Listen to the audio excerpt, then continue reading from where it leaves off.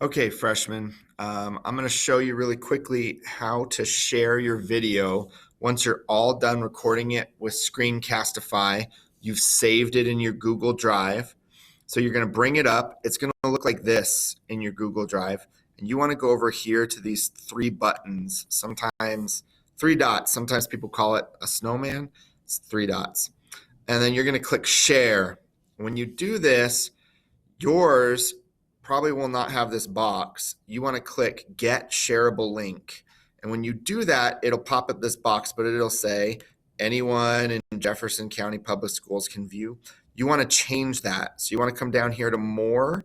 You want to click anyone with the link and then can view. Anyone with the link can view. You'll click save.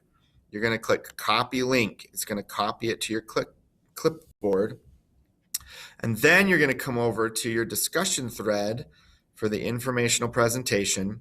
You're going to come over, click on write a comment, and then you're going to click insert content, link, and you're going to paste your link and then give it a title. So you're probably going to put your name and then say that it's your presentation. So I just put Mr. Allen's presentation. Then I click insert. It'll create a link that I can just click on. And if you've done this right, the sharing part right, I will just be able to click on it and then it'll take me to the video and it'll start playing.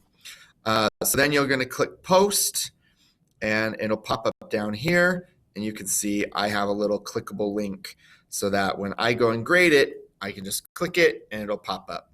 So that is how you post your presentation when you want to turn it in.